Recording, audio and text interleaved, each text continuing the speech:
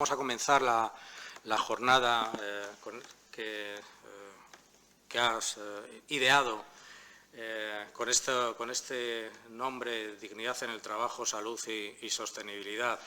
Son tres palabras, yo creo que muy movilizadoras, son tres palabras que entroncan muy bien con la problemática actual de los riesgos laborales y además con los debates más recientes actualmente, ¿no?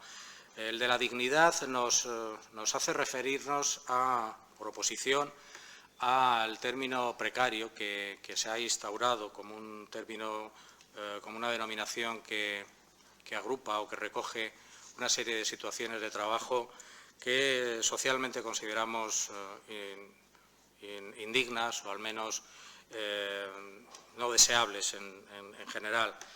El término de precario, yo vengo ahora mismo, esta misma semana, de una conferencia internacional, concretamente iberoamericana, que se ha celebrado estos días en Bilbao, y en la declaración de esta conferencia, que agrupaba 18 países de Iberoamérica, aparece la palabra precariedad como objeto, como objetivo a atacar, como objetivo a resolver. Y es curioso que países con una gran diferencias regulatorias y unas grandes diferencias también económicas, pero sin embargo todos ellos reconocían el término de precariedad como un elemento constitutivo de sus mercados de trabajo que es necesario evitar, es necesario atacar. El otro término que aparece en la jornada es el de salud, que junto con el de seguridad es el objetivo fundacional de todas las políticas preventivas. Es verdad que en los países desarrollados hemos logrado ciertos avances en distintos ámbitos, pero la verdad es que con la lógica de la salud o del término salud en ese triple estado de bienestar físico, mental y social, está claro que estamos muy lejos de haber cumplido y haber conseguido metas suficientemente satisfactorias. Cada día más los problemas de salud mental aparecen, sobre todo, por todas partes y en todo tipo de profesiones. Y el otro término es el de sostenibilidad, ¿no? De sostenibilidad también está muy actualmente de moda, es un término muy actual, sobre todo al hilo de la iniciativa de Naciones Unidas de instaurar los Objetivos del Desarrollo Sostenible, los 17 objetivos, entre los que se encuentra uno de ellos, el de trabajo decente, trabajo seguro. Los tres adjetivos, de alguna forma, las tres palabras, los tres conceptos que aquí están reflejados, de alguna forma concitan la unanimidad en cuanto social, en cuanto a que son tres cuestiones, tres objetivos deseables. Y quizás lo curioso del asunto es que si todos estamos de acuerdo en que estos son deseables, ¿por qué cuesta tanto avanzar en ellos? Yo creo que esta es una de las preguntas que, por supuesto, no podremos responder en todo caso a lo largo de la mañana, pero que debemos intentar acotar e intentar, por lo menos, aventurar algunas hipótesis. Yo me querría sumar a ella, y es que a este debate, y es que, a mi juicio, la situación de cambio en el que estamos instalados se sigue viendo como con un cierto fatalismo, con una sensación de determinismo. Cuando se habla de las nuevas tecnologías aparece siempre, es que las nuevas tecnologías provocan, cuando se habla de relaciones comerciales o de imperativos económicos, se comienza con la globalización exige. En definitiva, las nuevas tecnologías parecen que imponen, determinan algo, la globalización y la competencia parece que también nos exige algo, y eso hace que perdamos la vista, la perspectiva de que estos dos ámbitos no son más que construcciones humanas, construcciones que también colectivamente pueden ser modificadas, colectivamente pueden ser gobernadas y colectivamente pueden ser dirigidas. Y si alguna institución está capacitada para adivinar, para proponer proyectos de gestión y de gobernanza de estos dos grandes determinantes de nuestra realidad actual y de previsible futuro, sin duda es la Organización Internacional del Trabajo. La Organización Internacional del Trabajo, con motivo y de alguna forma justificando y aprovechando su aniversario, su 100 aniversario, ha lanzado un proyecto de gobernanza que yo creo que es claro y contundente con el título de El futuro que queremos. En definitiva, nada está escrito. El futuro de la salud y seguridad, como el futuro de las relaciones laborales, el futuro del empleo y el futuro de las sociedades en las que se inscriben, es nada más y nada menos que un asunto social, un asunto en el cual colectivamente podemos incidir, y desde luego la OIT es, como he dicho, el foro en el que más y mejor se puede abordar esta gobernanza general de los problemas sociales y laborales. Y para ello tenemos aquí a Joaquín Nieto, que es el director de la oficina de la OIT en España, una persona muy comprometida con la salud y seguridad, no solamente desde su puesto actual, del cual lleva ya unos cuantos años, sino anteriormente fue secretario federal de Salud y Seguridad en comisiones obreras y también de Medio Ambiente, creo recordar, con lo cual tiene todas las credenciales como para poder transmitirnos el mensaje entiendo que de esperanza sobre este futuro que nos espera de la OIT. Así que, sin más, le paso la palabra a Joaquín para que nos ilustre sobre la seguridad y salud en el trabajo desde la perspectiva de la OIT en su centenario. Gracias.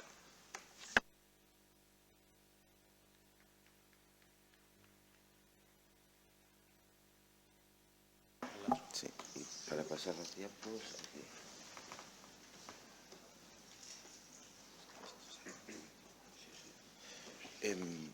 Bueno, pues buenos días. Muchísimas gracias por haber organizado esta jornada con ocasión del centenario para hablar de dignidad en el trabajo, salud y sostenibilidad.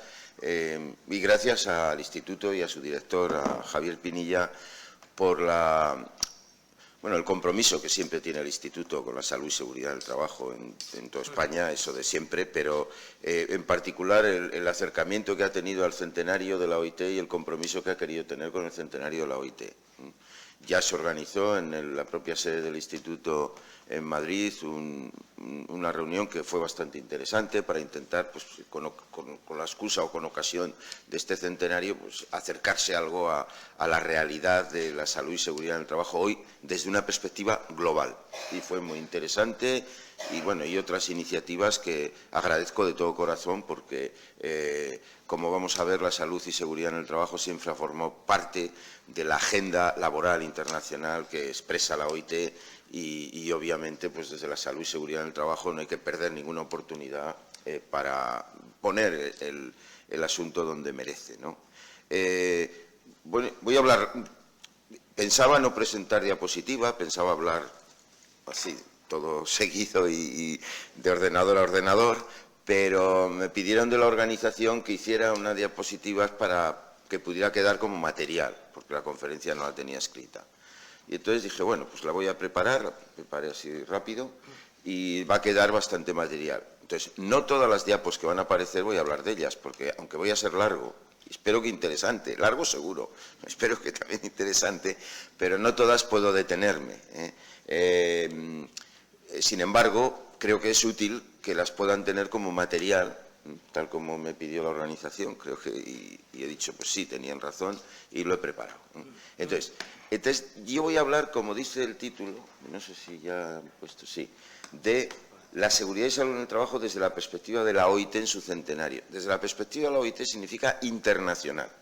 Es decir, de lo que no voy a hablar no va a ser ni de España ni de Europa, que son ámbitos importantísimos, son los ámbitos más directos de la acción y del día a día de todas las personas involucradas en la salud y seguridad en el trabajo, la normativa europea y la normativa española, y se conoce bien y ya habrá habido otros eventos.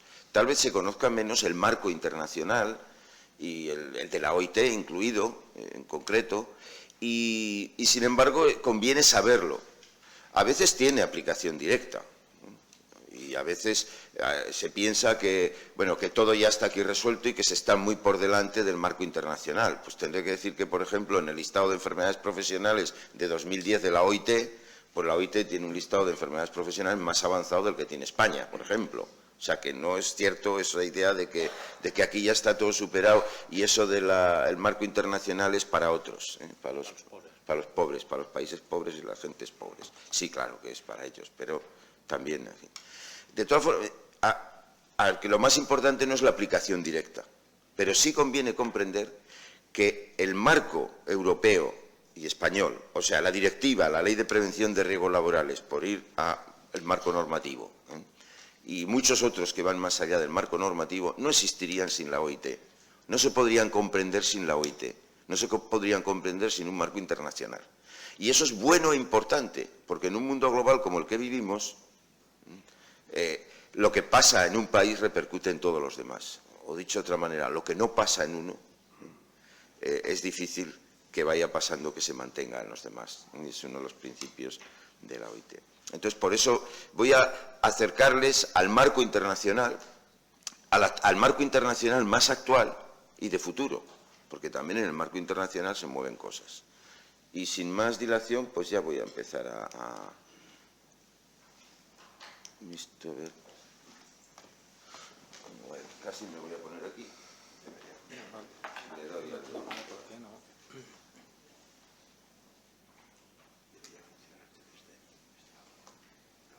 A ver ahora. Ah, sí, sí funciona. Bueno, pues vamos a hablar de la historia, objetivos estratégicos de la OIT, vamos a hablar del marco actual, de accidentes y enfermedades laborales en el mundo, que es el motivo que nos reúne aquí. O sea, el motivo principal es ese. Todo lo demás es añadido para eso. Las normas internacionales del trabajo, el Plan Mundial de Prevención y todas las iniciativas y todo lo del futuro relacionado con el contexto del centenario. Efectivamente, como hemos cumplido 100 años, pues conviene echar una mirada al pasado, ¿no? La OIT es el organismo más antiguo del sistema de Naciones Unidas. De hecho, nació antes que Naciones Unidas. La OIT nace en el 19 con el Tratado de Versalles, que pone paz después de la Primera Guerra Mundial, aquella guerra absurda que dejó regados de sangre en los campos de batalla de Europa y costó 20 millones de muertos combatientes y otros 20 civiles, siendo el primer conflicto global mundial. De ese conflicto global mundial, el peor de enfrentamiento que puede haber en la sociedad, como es una guerra mundial, pues a la hora de reflexionar sobre qué ha pasado e intentar instaurar un periodo de paz, se llegó a una conclusión. Los mandatarios internacionales que estaban firmando el Tratado de Paz llegaron a una conclusión que es sencilla pero poderosa. Es que no puede haber paz mundial sin justicia social. Y a partir de ahí, eso lo vamos a ver aquí, considerando que la paz universal y permanente solo puede basarse en la justicia social. A partir de esta premisa, claro, viene enseguida otras premisas. Es considerando que existen condiciones de trabajo que entrañan tal grado de injusticia y miseria y privaciones para gran número de seres humanos, que el descontento causado constituye una amenaza para la paz y la armonía universales, y considerando que es urgente mejorar dichas condiciones, y ahí pone, por ejemplo, las condiciones que hay que mejorar. Entonces, considerando que si cualquier nación no adoptare un régimen de trabajo realmente humano, hoy le llamamos trabajo decente, esta omisión constituiría un obstáculo a los esfuerzos de otras naciones que deseen mejorar la suerte de los trabajadores en sus propios países. Las altas partes contratantes, movidas por sentimientos de justicia y de humanidad y por el deseo de asegurar la paz permanente en el mundo, a los efectos de alcanzar los objetivos expuestos en este preámbulo, convienen en la siguiente Constitución de la Organización Internacional del Trabajo. Este es el preámbulo de la Constitución que va a dar el mandato principal que hemos tenido durante 100 años, está contenido aquí. Y es un mandato que ya en su preámbulo entra en contenidos directamente. Aparte de entrar en filosofía importante, porque sin filosofías es difícil tener una hoja de ruta de larga trayectoria, como esa de que sin justicia social no hay paz mundial, sin justicia en el trabajo no hay posible la convivencia, ese planteamiento fuerte, pues ya entra cuando habla de las condiciones de trabajo, pues dice mejorar dichas condiciones, por ejemplo, dice reglamentar las horas de trabajo, fijando una duración máxima de la jornada y de la semana de trabajo, que entonces no existía. Contratación de la mano de obra, lucha contra el desempleo, garantía de un salario vital adecuado, protección del trabajador contra las enfermedades, sean o no profesionales, y contra los accidentes de trabajo. Protección de niños, adolescentes y mujeres, pensiones de vejez y de invalidez, protección de los intereses de los trabajadores ocupados en el extranjero, migrantes, reconocimiento del principio de salario igual por un trabajo de igual valor. Encontramos aquí toda la lucha por acabar con la brecha de género, ya estaba y bien formulado, por trabajo de igual valor en el año 19, en fin. Y el principio de libertad sindical, organización de la enseñanza profesional y técnica y otras medidas análogas. Como se ve, no sé si para bien o para mal, es un programa absolutamente moderno y actual. Y era de hace 100 años. Bueno, esta es la base sobre la que se constituye la OIT, y en esa base de constitución pues ya nos encontramos con que la protección contra las enfermedades y accidentes sean o no profesionales. Es decir, que todas estas modernidades sobre entornos de trabajo seguros y saludables, esta idea, que incluso acabó dándole nombre temporalmente a este instituto, o sea, esa idea de condiciones saludables y de entorno saludable ya estaba en la Constitución de la OIT. Claro, pero no estaba para sustituir la acción contra las enfermedades profesionales o los accidentes de trabajo, intentando, como a veces se hace, culpabilizar a las personas y no al entorno y a la organización social de que el entorno no sea saludable. Estaba relacionado absolutamente y de manera directa. Bueno, pues desde esa Constitución pues hemos seguido toda una trayectoria. Cuando, a partir del 19, la OIT empieza a elaborar normas de las que luego hablaremos.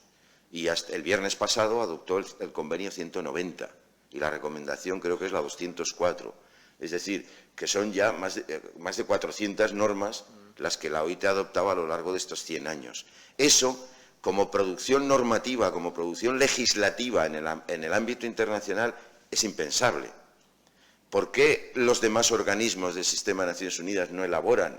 Convenios se firman o se adoptan una vez cada cierto tiempo. Claro, los convenios luego tienen mucha importancia. Piensen solo en el convenio de cambio climático y todo lo que va a significar, está significando y va a significar de transformaciones. En la OIT son convenios relacionados con el trabajo, normas internacionales del trabajo. Y adoptó, de primeras ya adoptó muchas, pues relacionadas con la jornada laboral, etcétera. Y ahí va avanzando, pero el sistema multilateral que se montó después de la Primera Guerra Mundial con el Tratado de Versalles saltó por los aires. O sea, la Sociedad de Naciones y las demás instituciones saltaron por los aires. Y hubo una Segunda Guerra Mundial que fue todavía mucho más terrible, más mundial y más de todo que la Primera Guerra Mundial. La única institución que quedó de todo aquello fue la OIT. Y en el año 44, cuando terminaba la Guerra Mundial, se hizo una nueva reflexión. Ya la OIT, que eran 40 miembros, ya habían pasado a ser más miembros en los albores de la Segunda Guerra Mundial y al final de la Segunda Guerra Mundial, y en ese momento, en la Conferencia Internacional del Trabajo que se celebró en Filadelfia, se adoptó lo que se ha venido a llamar la Declaración de Filadelfia, que era una especie de reforma constitucional de la propia Constitución de la OIT. ¿Y por qué es tan importante y en los ambientes laborales y se habla de la Declaración de Filadelfia? Porque la Declaración de Filadelfia viene a afirmar lo esencial de la Constitución de la OIT, pero además a introducir algunas ideas nuevas que van a ser muy importantes para la construcción de un sistema multilateral mundial. Es imposible comprender la noción moderna de los derechos humanos y es imposible comprender la creación de Naciones Unidas sin la Conferencia de Filadelfia. Pero como hoy no va de derechos humanos, me voy a quedar aquí. Entonces, la Conferencia de Filadelfia reafirma algunas ideas básicas que van a explicar cómo poder actuar hoy en el mundo del trabajo. La primera es que el trabajo no es una mercancía. porque el trabajo lo realizan personas y las personas son sujetos de derecho. Y además las personas piensan, hablan, se reúnen, piden, exigen, reivindican, se movilizan, en fin. O sea, y por lo tanto, las reglas mercantiles, el derecho mercantil, no puede ser el derecho que resuelva las relaciones laborales, sino que requiere del derecho al trabajo. Esto es de una modernidad súper rabiosa cuando discutimos de los trabajos de plataformas, que las detentadas de las plataformas, las empresas dicen que ahí no hay una relación de trabajo, que ellos simplemente ponen en relación a unos demandantes de un servicio y a unos prestadores de ese servicio y que no hay relación de trabajo alguna. Hay una fuga del derecho del trabajo para plantear que la única relación es una relación mercantil. No, nunca el trabajo puede ser considerado como una mercancía y, por lo tanto, es la manera de abordar las relaciones de trabajo, sea cual sea el tipo de contrato, sea cual sea la realidad, porque, claro, las relaciones de trabajo van cambiando. Pero, si existen algunas guías y algunos conceptos claros, están las pistas de cómo abordar esos cambios. Y hoy, esta pista del trabajo no es una mercancía, que ha reafirmado la Declaración del Centenario, es una pista muy importante para abordar los asuntos del trabajo. Bueno, la libertad de expresión y asociación, como algo esencial en todos los países del mundo, que la pobreza constituye un peligro para todos. Esto que se decía en la Constitución de que si un país no tuviera normas de trabajo, condiciones de trabajo verdaderamente humanas, pone en riesgo a los demás, en la Declaración de Filadelfia se extiende a una idea de mucho fondo que luego va a explicar, por ejemplo, el tema de los Objetivos de Desarrollo Sostenible, que es la idea de que la pobreza en un país constituye y la desigualdad constituyen un peligro para todos. O sea, que no es posible en condiciones de pobreza y de desigualdad extrema, no es posible organizar la convivencia ni la justicia social y, por lo tanto, no es posible la paz mundial. Y que todos los seres humanos tienen derecho a perseguir su bienestar y su desarrollo. Todos.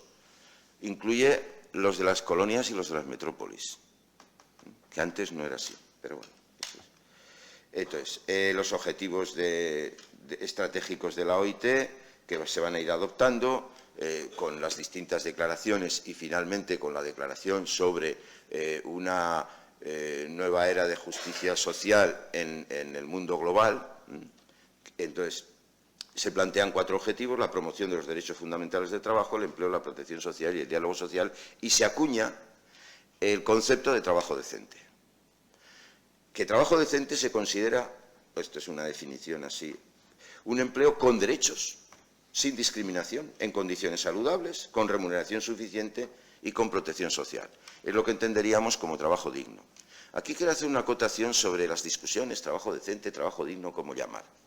Hay que llamarle trabajo decente, por una razón muy simple, porque es lo que, cuando se adoptó la declaración de la OIT correspondiente hace ya unos cuantos años, más de 10 años, cuando se adoptó en el 2008 esta declaración, la traducción fue trabajo decente. Si hubiera sido trabajo digno, yo diría que hay que llamarle trabajo digno. A mí me habría gustado que se hubiera llamado trabajo digno, pero da igual. Se tradujo como trabajo decente. ¿Por qué hay que ponerle trabajo decente y no trabajo digno? Porque trabajo decente es un concepto que ya es un concepto, dijéramos, pseudojurídico o parajurídico, pero es un concepto que tiene un contenido concreto. Es un concepto que hay que mirar. ¿Qué es trabajo decente? Hay que mirar la OIT y trabajo decente es esto.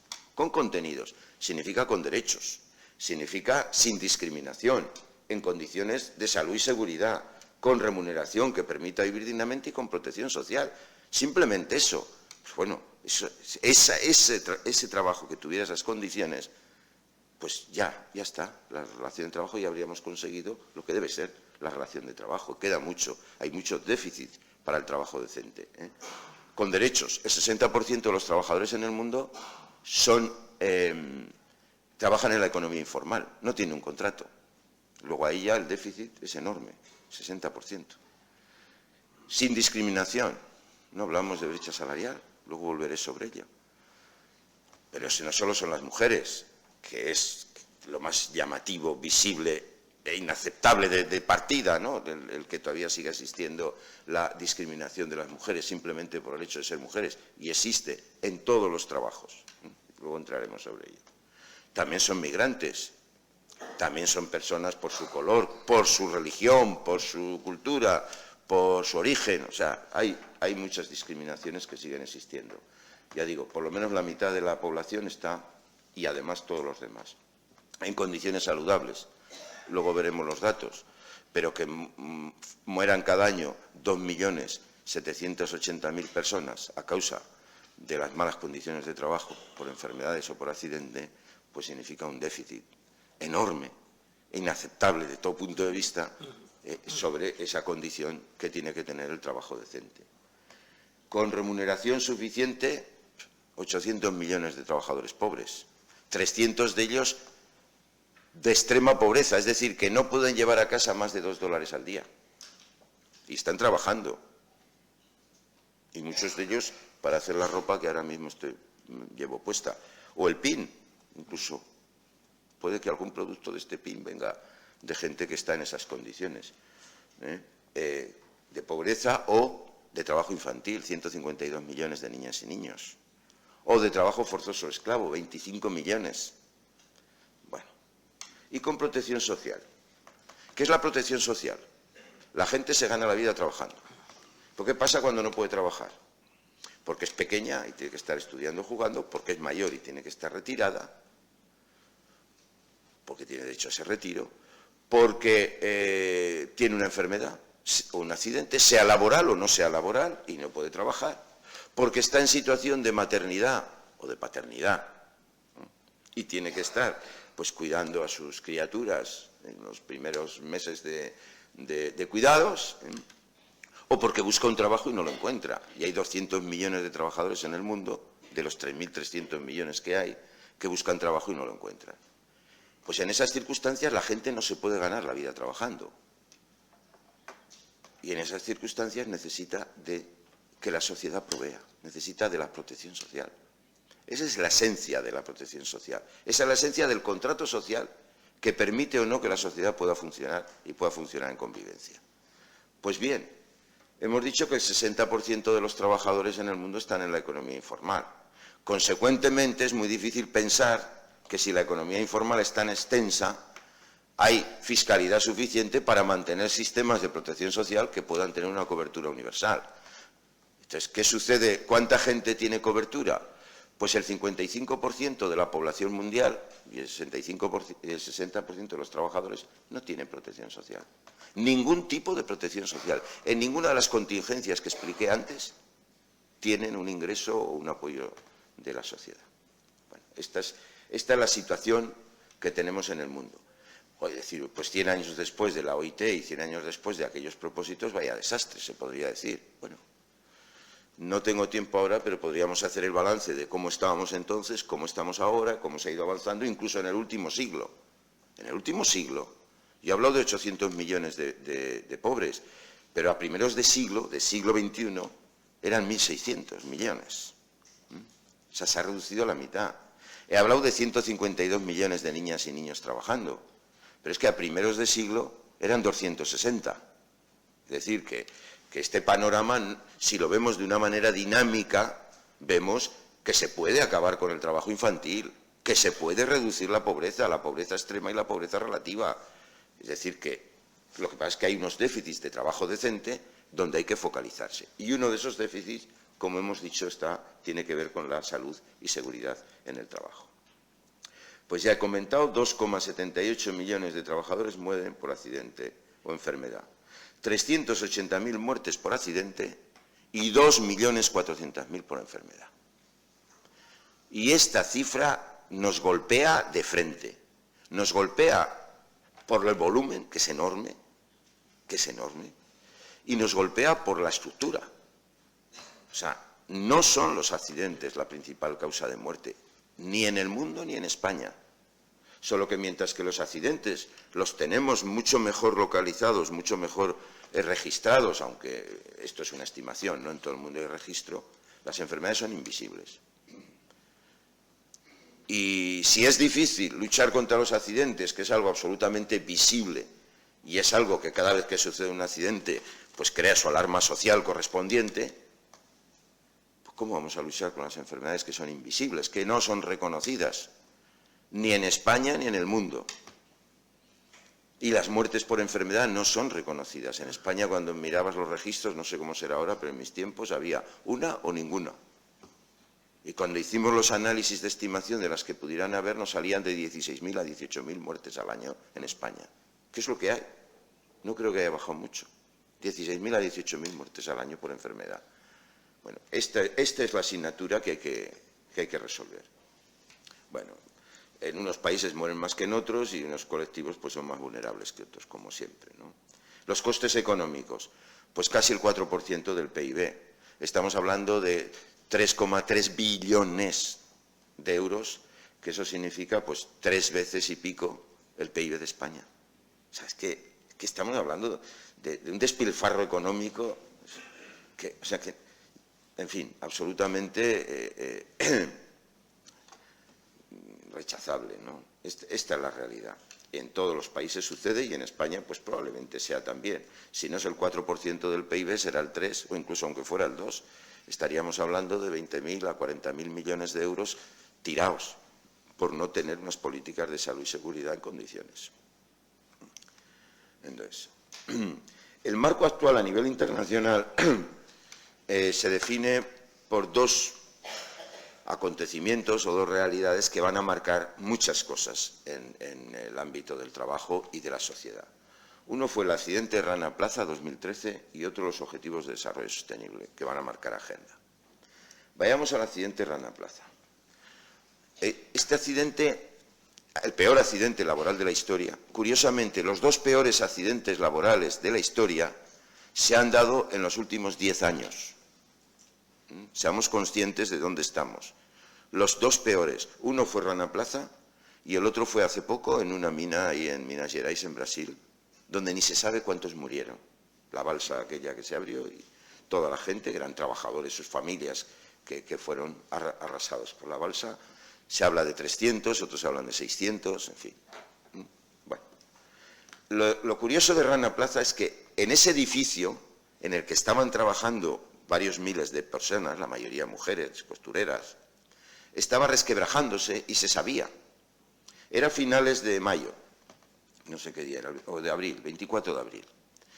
Claro, eso es importante porque las chicas no querían entrar a trabajar. Llegaron allá a las 7 de la mañana, a las 6 de la mañana, a la hora de entrar a trabajar, y no querían entrar a trabajar. Porque pues, veían que se estaba resquebrajando. Les dijeron, la que no entre no cobra. ¿Cuánto cobraban? $29 al mes. ¿Cómo no iban a entrar? Si cuando tienes que no llega $1 del día para llevar a tu casa, no te puedes permitir el lujo de perder ese mes. Entraron y fallecieron en el accidente. ¿Para quién trabajaban? Para todas las principales marcas del mundo. Todas las principales marcas del mundo estaban allí, menos Inditex, que había roto con ellos como unos meses antes, por discrepancias, no sobre la calidad del trabajo. Había roto por discrepancias sobre la calidad del producto, con alguno de los talleres que estaba allí. Pero había trabajado allí, Inditex. O sea, todas estaban, todas. Claro. ¿Y por qué estaban todas? Porque las costureras hacían bien su trabajo y se pagaban $29 al mes. Y no tenían ni siquiera seguro de accidente de trabajo.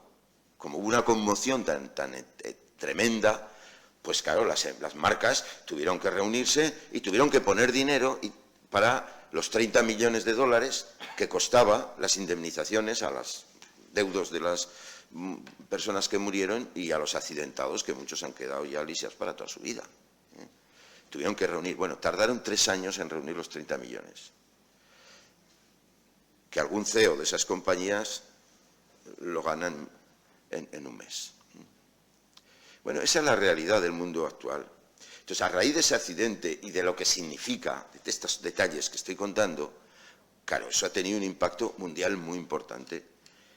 Y bueno, hubo modificaciones en Bangladesh, por supuesto, en fin, hoy cobran $70 al mes, porque también hubo reivindicaciones salariales, se hizo un acuerdo para revisar el estado de todas las fábricas, tanto de construcción como de incendios, porque no era el único accidente, se quemaban las fábricas, más o menos ese acuerdo ha hecho una revisión, pero en fin, pero ha tenido un impacto a nivel mundial. Este impacto a nivel mundial ha sido tan importante que llegó al G20. En la construcción del multilateralismo a nivel mundial tenemos, lo más importante es el sistema de Naciones Unidas, al que pertenece la OIT, siendo su organización más veterana, pero también existen otros instrumentos en el sistema multilateral que no son exactamente Naciones Unidas, unos formales y otros informales. Las instituciones de Bretton Woods, el Fondo Monetario Internacional, el Banco Mundial, son también sistema multilateral, aunque no son Naciones Unidas. La OCDE, que reúne a los países más ricos del mundo, lo es. Y el G20. Las otras son formales, el G20 es informal, pero importa. Ahora mismo está reunido el G20. Y el presidente del Gobierno de España, el presidente Sánchez, está allí, que por cierto iba a tener una reunión con mi jefe, con Guy Ryder, y se va a hablar de uno de los aspectos de salud y seguridad en el trabajo, el del acoso, que hablaré después. En el G20 no saca. O sea, se reúne el G20 y se reúne cada año y adopta decisiones. Informales, sí, pero son decisiones que van marcando la agenda. Y a raíz de lo de Rana Plaza, claro, dijo, bueno, ¿qué mundo estamos construyendo? ¿Qué economía estamos construyendo con esta globalización donde puede haber accidentes como estos? Y entonces se encargó a la OIT que elaborara una especie de plan de acción para todos los países del G20 para resolver este asunto del trabajo seguro, ¿no? Que era como se le llama en el lenguaje internacional. Y ahí se hubo el encargo en San Petersburgo, se estableció una declaración de lugares de trabajo más seguros y saludables.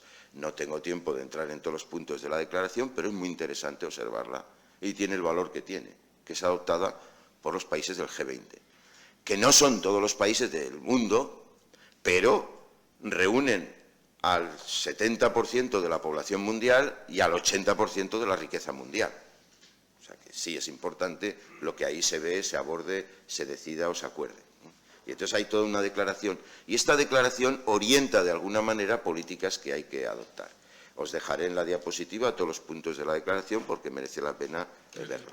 Y luego se han ido adoptando otras iniciativas al calor de la declaración. Por ejemplo, en el G20 que se celebró en Alemania se hizo el programa Visión Cero y se constituyó el Vision Zero Fund, que es un fondo para atender situaciones en los países, no en los países en desarrollo, sino en los países menos desarrollados, tipo Bangladesh, etcétera.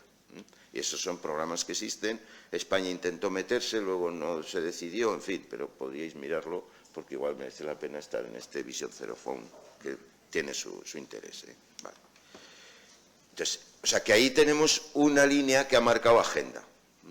La otra línea que ha marcado agenda nueva son los Objetivos de Desarrollo Sostenible, que como muy bien ha dicho el director, son 17 objetivos y son 169 metas. Las 169 metas no tienen que ver con el trabajo, pero casi todas sí. Hay uno, que son el objetivo 8, que tiene que ver directamente. Entonces, nosotros, como organización del sistema de Naciones Unidas, tenemos un mandato, que es el mandato de intentar que estos objetivos de desarrollo sostenible se lleven adelante. Dos palabras sobre los ODS. A mi juicio, los ODS son el programa transformador más importante que haya adoptado nunca la humanidad a lo largo de su historia. Así de fuerte. Y si se cumplieran los objetivos de desarrollo sostenible y las 169 metas, tendríamos un mundo completamente diferente y mucho mejor. Mucho mejor. Un mundo más allá de lo que hemos soñado muchos que llevamos trabajando socialmente desde tiempos de Franco y antes, desde la dictadura. O sea, cuando digo un programa transformador en buena dirección, es verdad.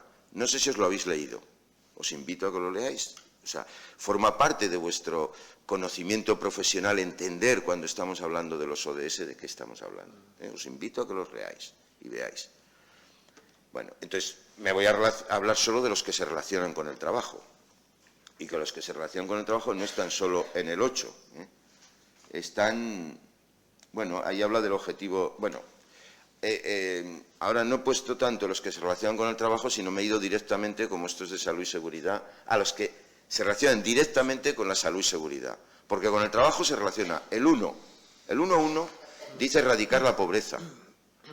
Pagando $29 al mes no se erradica la pobreza. Lo primero que habrá que hacer es pagar a los trabajadores que trabajan en las cadenas de suministro, y hay ya 600 millones de trabajadores trabajando en cadenas de suministro, pagarles para que puedan salir de la pobreza extrema. El 1.2 dice que hay que reducir la pobreza relativa a la mitad. Luego, habrá que ver, por ejemplo, en país como España, donde la pobreza laboral es del 13%, 13% de los trabajadores que trabajan son pobres, los desempleados más pobres todavía, ¿no? Hay que reducirla a la mitad, hay que reducirla a 7%, a 6,5%. Y reducirla a 6,5%, la subida del salario mínimo a 900 euros se queda corta para poder hacer eso. Y tiene que ver con precariedad, etcétera, etcétera. El 1.3 habla de que hay que extender la protección social a todos los trabajadores y a todos los ciudadanos del mundo. Extenderla para que tengan un nivel básico de protección social. Eso nos afecta directamente, tan directamente que la OIT es organización de custodia sobre los ODS, sobre ese ODS, sobre el 1.3, sobre protección social. Porque los ODS, ya he dicho que tienen esa característica de ser un programa transformador, pero a diferencia de otros programas que ha habido, que eran declaraciones de intenciones, en los ODS hay metas concretas que se tienen que cumplir en fechas concretas. Y hay un sistema de indicadores, 232 indicadores, sobre esos 169 objetivos, para ver cómo los países están cumpliendo las metas. Y como los ODS es un programa intergubernamental, que esto es otra característica que a veces no se entiende, parece que los ODS lo ha hecho Naciones Unidas, o lo han hecho expertos, o lo ha hecho... No, los ODS son un programa que han asumido los jefes de Estado y de Gobierno de todos los países del mundo, de los 194 países del sistema de Naciones Unidas. Lo han asumido en septiembre de 2015 en la Asamblea General de Naciones Unidas, allí presentes. Don Mariano Rajoy, representando como jefe de Gobierno de España, representando a España. Y como Mariano Rajoy, 194 Mariano Rajoy de todo el mundo, allí lo asumieron. Y es un compromiso de los países. Eso significa que tienen el compromiso los gobiernos de hacerlo. Y es vinculante. Claro, que sea vinculante significa que lo van a hacer. No. Depende de si la sociedad civil, la sociedad, los conoce, los hace suyos y es exigente con sus gobiernos para que lo cumplan. Para ayudar a eso hay algo interesante. Hay los indicadores, hay los objetivos y hay que rendir cuentas. Los gobiernos tienen que, cada X tiempo, presentar una evaluación. El año pasado la presentó España, una evaluación de cómo están cumpliendo y cuál es la hoja de ruta, la senda de cumplimiento para llegar a 2030 cumpliendo todos esos objetivos. Entonces, bueno, dentro de ellos he señalado, que no me voy a poder detener porque no hay tiempo, pero os he señalado para que tengáis ahí los que aparecen relacionados con salud laboral. Unos aparecen relacionados con salud y otros aparecen relacionados con trabajo y otros con otras. Y sobre ellos hay indicadores, ¿no? Ya ponemos aquí, por eso pongo el objetivo, pongo la meta, que se relaciona, y pongo los indicadores que se han establecido, que se han acordado en el sistema de Naciones Unidas para hacer el seguimiento, ¿de acuerdo? Entonces tenemos aquí la meta 3.9, reducir sustancialmente el número de muertes y enfermedades producidas por productos químicos peligrosos y la contaminación del aire, el agua y el suelo.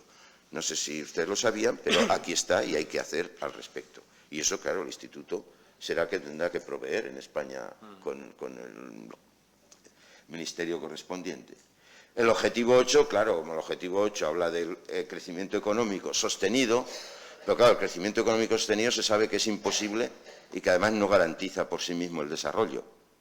El crecimiento sostenido ha habido desde que existe la revolución industrial y el capitalismo y puede incluso acabar con las condiciones ambientales de desarrollo de la actividad humana. Luego, eso solo no vale. Por eso se ha metido que tiene que ser sostenible, ambientalmente sostenible, y eso significa que habrá cosas en las que habrá que decrecer, que habrá actividades económicas que habrá que abandonar, etcétera, y inclusivo. Significa una dimensión social importante, pero bueno, no me voy a extender ahí.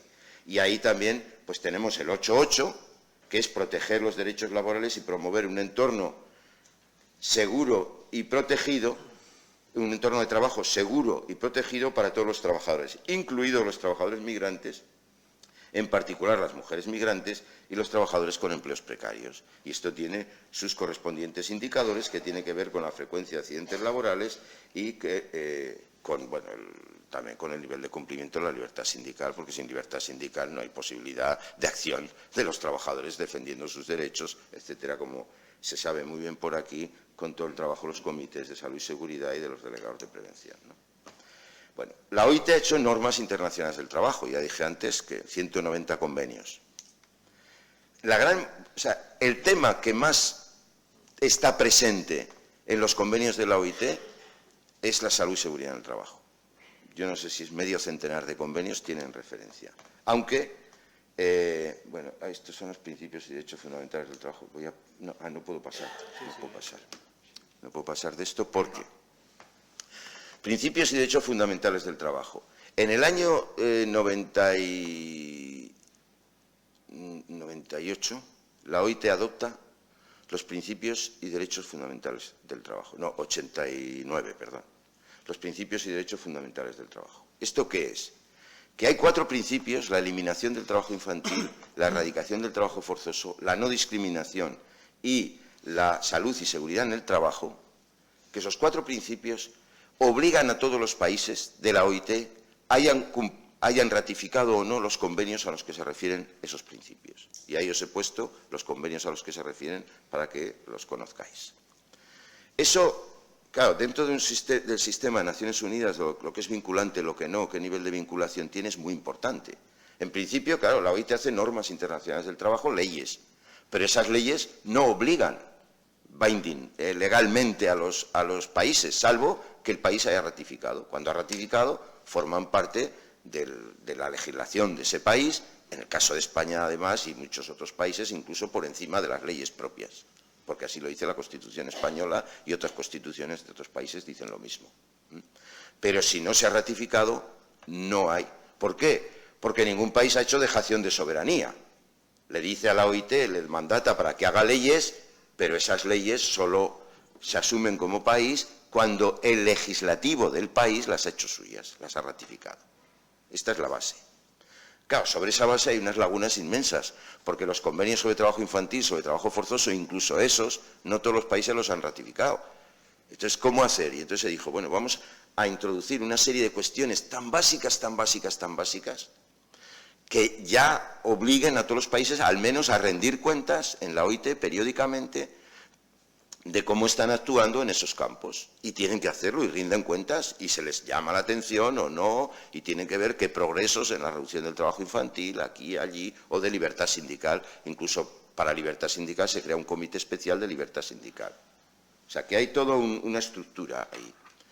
Entonces, y la fuerza que tiene es que, aunque no se hayan ratificado los convenios, los países tienen ciertas obligaciones y tienen que rendir cuentas. Del resto de convenios que no han ratificado, pues ahí están para que lo ratifiquen, pero no tienen esa obligación de rendimiento de cuentas. Bueno, me he detenido aquí porque uno de los debates actuales, y con eso terminaré, es que hay la propuesta de que la salud y seguridad en el trabajo pase a formar parte de estos principios y derechos fundamentales del trabajo. Porque, lógicamente, hay quien se pregunta, ¿pero cómo la integridad y la salud física y mental de las personas, su vida, no forma parte de uno de los principios elementales? Parece una... Claro que el trabajo infantil es terrible, o el trabajo forzoso es terrible, o la libertad sindical es muy necesaria, pero vamos, la integridad física, la vida y la salud física y mental de las personas, vamos, y hay el debate de que forme parte de estos principios y derechos fundamentales del trabajo. Cuando forme parte, eso tendrá consecuencias también. ¿Por qué? Por ejemplo, hay muchos tratados comerciales que tiene la Unión Europea, o Estados Unidos, o Canadá, o tal, con otros países, hay tratados bilaterales comerciales, que aunque no son tratados que hablen de asuntos legales, laborales u otros, porque son puramente comerciales, a veces incluyen cláusulas sociales. Y lo más común, por lo menos en los tratados de la Unión Europea, es que incluya una cláusula de respeto a los que se llaman los Core Labor Standards, que significan los principios y derechos fundamentales del trabajo, que son estos 4. A veces también se dice la salud laboral, o la seguridad en el trabajo, o safe work, como le quieran llamar, porque cambian los nombres. Pero a veces no. En el momento en que salud y seguridad en el trabajo pase a formar parte de estos principios, probablemente el convenio 155 y el convenio 187, en ese momento significa que en los tratados comerciales hay que respetar las normas de salud y seguridad en el trabajo. Es decir, que no es solo que está presente aquí, sino que tiene también una fuerza operativa en la realidad. Otro instrumento que existe que no es instrumento OIT, como los tratados comerciales no son instrumento OIT, además suelen ser bilaterales. Los principios y directrices de Naciones Unidas sobre empresas y derechos humanos.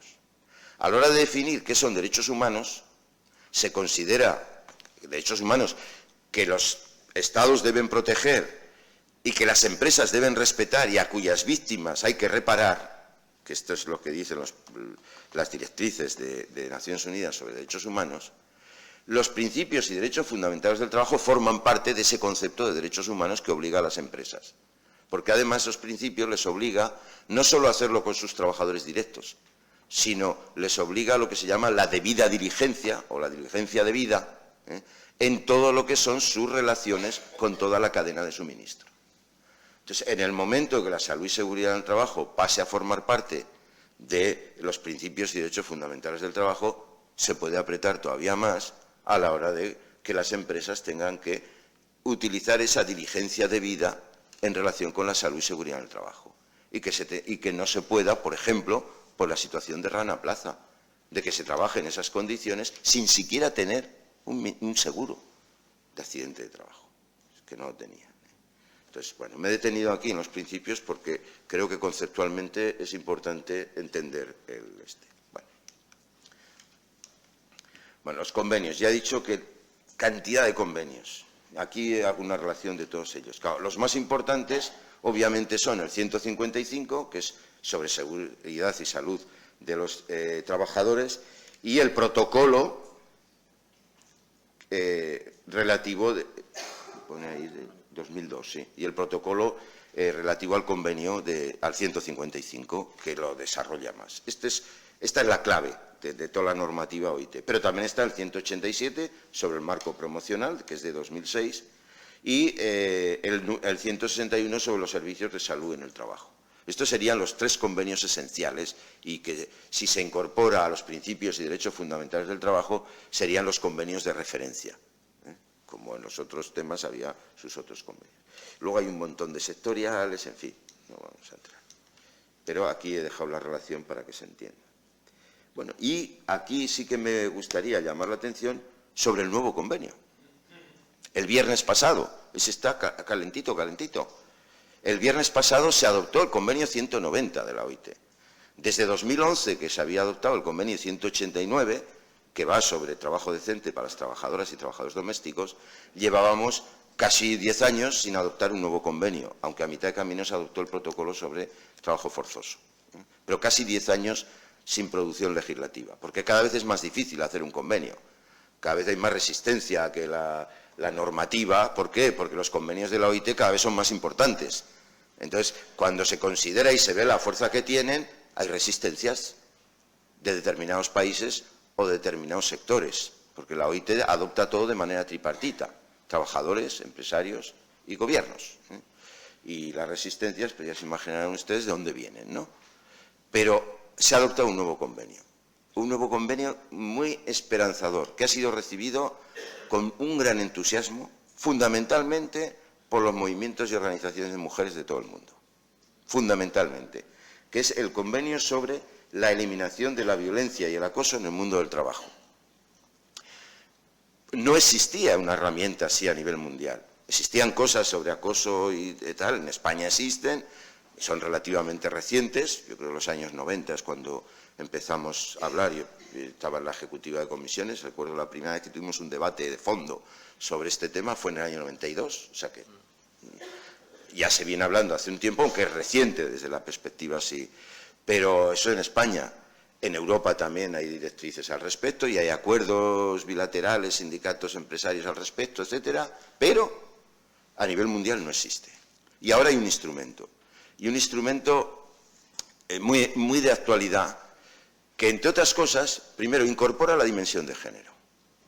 Es importantísimo incorporar la dimensión de género, porque el número de violencias y violaciones, ¿no?, de violencia y acoso a las mujeres y niñas es muy superior que al de los hombres y los niños. Muy superior. Y si es muy superior, pues pasa como con la violencia que existe en la sociedad contra las mujeres.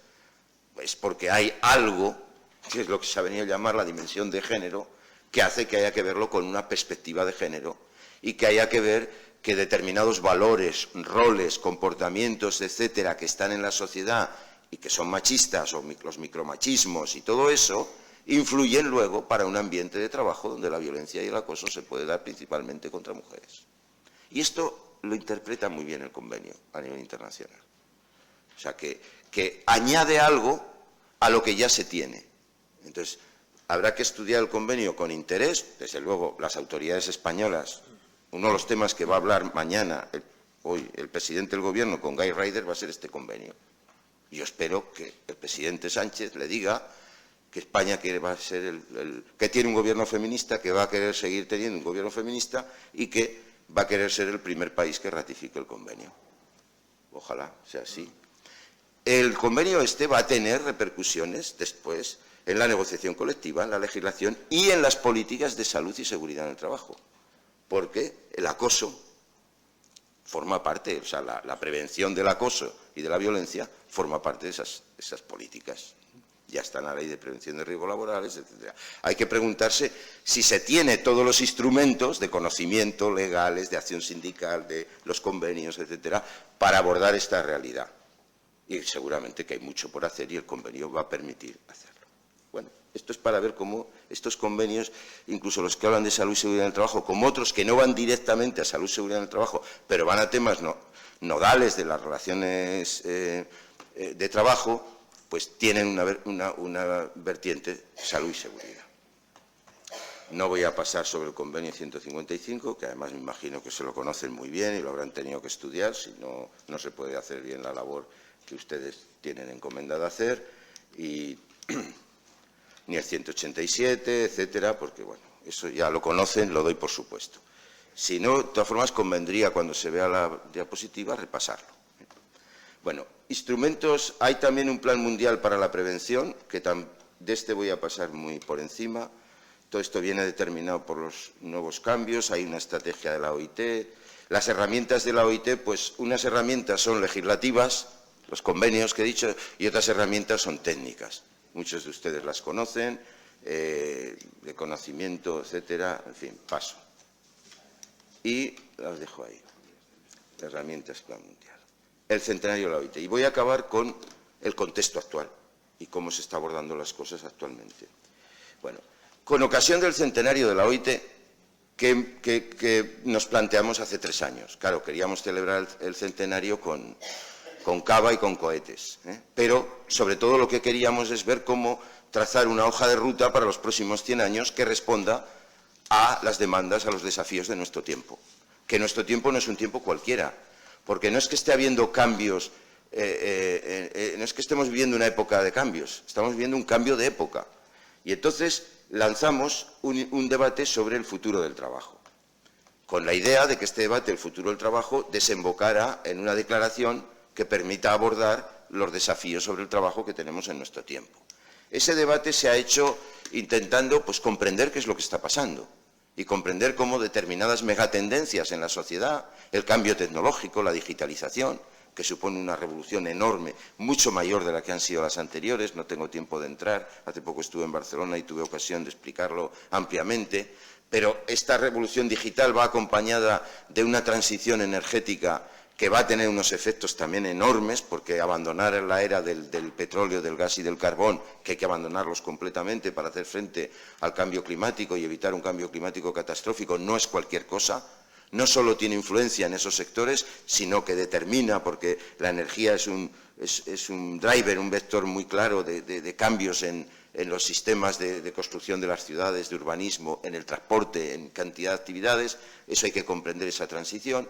Hay que comprender todo lo que está pasando con los movimientos demográficos, que son desiguales en un mundo también desigual, que a su vez empuja los movimientos migratorios, que está pasando con las migraciones, en fin. Lo que está pasando, cómo todos estos cambios están influyendo en la organización del trabajo. Porque cambian la organización de la producción y cambian la organización del trabajo. Vamos a una organización del trabajo mucho más fragmentada, y de la producción mucho más fragmentada, que se enlaza a través de la digitalización, y vamos, por lo tanto, a unas relaciones de trabajo también mucho más fragmentadas.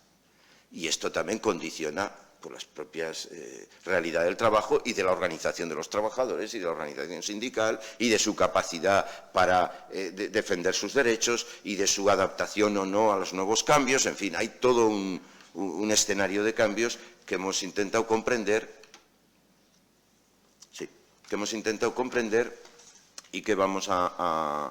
y que han repercutido sobre las decisiones que hemos adoptado. Entonces, hubo un informe de una comisión que se creó y esta comisión ha hecho un informe sobre qué es lo que habría que cambiar. Algo de lo que planteaba la comisión y algunas de las cosas que planteaba tienen que ver con la salud y seguridad del trabajo. La principal era la propuesta esta de que la salud y seguridad del trabajo pasara a formar parte de los principios y derechos fundamentales del trabajo. Este informe ha inspirado lo que se ha discutido como declaración. Y en lo que se ha discutido como declaración, y las decisiones han sido, bueno, la parte del convenio y la recomendación sobre la eliminación de la violencia y acoso en el trabajo, del que os he hablado antes, la propia declaración del centenario. En esta declaración habla de condiciones de trabajo seguras y saludables, habla de fomentar condiciones buenas, productivas y saludables hasta la jubilación, del envejecimiento activo, habla. Entonces, ahora, las dos ideas principales son, con esto voy a terminar, las dos ideas principales son, una, sea cual sea, que es una idea que no es solo para salud y seguridad, sea cual sea la relación de trabajo que exista, sea cual sea el contrato de trabajo que exista, la relación de trabajo tiene unos derechos. Volvemos a la idea esa de que el trabajo no es una mercancía. Y establece cuáles son esos derechos. Y establece el derecho a un límite de tiempo de trabajo, establece el derecho a una remuneración adecuada, establece el derecho a la privacidad sobre los datos, o sea, establece una serie de derechos. Y dentro de esos derechos básicos, que son para cualquier persona, incluidos los que trabajan en plataformas, está la salud y seguridad en el trabajo. Esta es la idea fundamental, dijéramos más disruptiva, por seguir el lenguaje que se utiliza hoy, que contiene la declaración en relación con el mundo que viene y los desafíos actuales. Y esto es inspirador desde el punto de vista de, ahora los países están cambiando sus legislaciones. España, por ejemplo, va a tener un nuevo estatuto de los trabajadores. ¿Cuál es la idea que se le transmite desde la declaración de OIT a España cuando cambie el estatuto de los trabajadores? Decirle, oiga, hagan un nuevo estatuto, como le van a llamar, para las personas trabajadoras, hagan un nuevo estatuto para las personas trabajadoras, y al cambio de nombre está una declaración de intenciones, y en este nuevo estatuto entiendan que debe abordar los derechos, porque el estatuto de los trabajadores tiene una visión protectora de derechos, debe abordar los derechos de todas las personas que estén en todas las relaciones de trabajo, sea cual sea esa relación de trabajo. Bueno, esta es la idea fundamental. Cuando lean la declaración, quédense con esto. La declaración es muy buena también en políticas de género. La cuestión de la reivindicación de igualdad de las mujeres es algo que ha venido para quedarse y la OIT le presta mucha atención. Incluido entra en un tema de trabajos que es muy actual y que es necesario, que es qué pasa con los trabajos de cuidados no remunerados. Los trabajos de cuidados no remunerados están repartidos de manera desigual, como no son remunerados principalmente para mujeres. Esa desigualdad en la distribución de los trabajos de cuidados no remunerados es la que va a tener luego un impacto a la hora de la conformación del propio mercado de trabajo. Y las mujeres van a tener una barrera ahí enorme para entrar en el mercado de trabajo. Y existe 70% de las mujeres en el mundo dicen que les gustaría estar en el mercado de trabajo, estar trabajando con un salario, etcétera, y solo el 47% lo hacen. Luego, eso significa que hay un gap ahí y que viene y lo hacen por los cuidados. Que pasa lo mismo con la maternidad. O sea, cuando luego entran en el trabajo, se encuentran con una situación de discriminación, que tiene que ver también con aquello. ¿Por qué? ¿Por qué las mujeres que tienen hijos cobran menos que las que no tienen? Y cuantos más hijos tienen, menos cobran. A diferencia de los hombres, que los que tienen hijos cobran más que los que no tienen, y cuantos más hijos tienen los hombres, más cobran. Aquí hay un problema con la maternidad que está clarísimo y como se aborda socialmente está clarísimo. Y eso va a explicar luego la brecha. Bueno, eso también, la declaración es muy potente en eso. Y finalmente la declaración no ha incluido tengo que decirlo, no ha incluido la propuesta que hizo la Comisión Mundial sobre el futuro del trabajo de incorporar la salud y seguridad en el trabajo como un derecho fundamental. No lo ha incluido. Y eso ha sido un problema. Pero no significa que no haya adoptado decisiones. Ha adoptado una decisión en el sentido de iniciar el proceso para que eso sea así. Porque claro, hubo debates. ¿Y cuántos convenios entran? ¿Y cómo es el...? Bueno, no estaba maduro el asunto, por lo menos tripartitamente. Y entonces lo que ha decidido la conferencia ha sido pedir al Consejo de Administración que examine lo antes posible las propuestas para incluir las condiciones de trabajo seguras y saludables en el marco de la OIT relativo a los principios y derechos fundamentales del trabajo. Por cierto, la versión española me doy cuenta que es más floja que la inglesa, porque las soon as possible en inglés significa urgente y aquí lo antes posible significa, bueno, si no hay otras cosas antes, ¿no? Entonces, claro, o sea, leerlo como as soon as possible, ¿no? Cuanto antes. Cuanto antes, sí, cuanto antes. Y luego aquí habla de condiciones de trabajo seguras y saludables en el marco de la OIT, el inglés dice health and safety, o sea, el nodo, lo principal. Entonces, en condiciones de trabajo, claro, health and safety. Entonces, ¿qué significa esto? Que se inicia un proceso. Y si queremos, y creo que ustedes quieren, que la salud y seguridad en el trabajo sea considerada como merece, teniendo en cuenta las cifras a las que nos enfrentamos y los problemas a los que nos enfrentamos, este proceso lo tienen que ganar. Y para ganarlo empieza hoy. Empieza el viernes, cuando se adoptó la declaración, empieza el proceso para poder ganar que la salud y seguridad en el trabajo pase a ser considerado como parte de los principios y derechos fundamentales del trabajo, que será un avance extraordinario, bueno, en esa actividad que hoy aquí nos reúne y de la que estamos hablando. Perdonen, ya les he dicho que iba a ser largo, porque sabía que el conjunto de temas lo merecían. Espero haber sido interesante. Muchas gracias.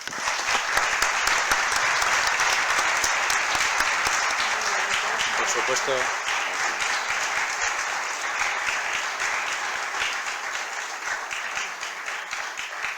Muchas gracias, Joaquín, por tu brillante exposición, necesariamente extensa, porque importante es el tema de que se trata y enmarca todos nuestros trabajos. Y tiene razón, el Gobierno anterior ya se comprometió con los Objetivos de Desarrollo Sostenible. El Gobierno actual y el que está en funciones, que es el mismo del antes, nos ha reiterado y viene reiterando su compromiso claro sobre esta cuestión. Y al menos a lo que yo tengo acceso y dentro del Ministerio de Trabajo, Migraciones y Seguridad Social, nos han reiterado la importancia de seguir trabajando en ello y además es que se ha comprometido con dos políticas, lo que se llama dos políticas palanca, que son dos políticas transformadoras en sí mismas y conseguidoras, por así decir, de los objetivos de desarrollo sostenible, concretamente con la política de estrategia de economía social y con la política de lucha contra el fraude laboral y por el trabajo y contra el trabajo precario, que estamos, el Instituto y su Estrategia Nacional de Salud y Seguridad, plenamente incluidos en ella. Así que efectivamente, los Objetivos de Desarrollo Sostenible son nuestra agenda también de trabajo. Nada más y les retiro también las disculpas por el retraso, pero creo que era justo y necesario que dedicásemos a estas dos novedades importantes de nuestro trabajo todo el tiempo que se necesitaba. Y ahora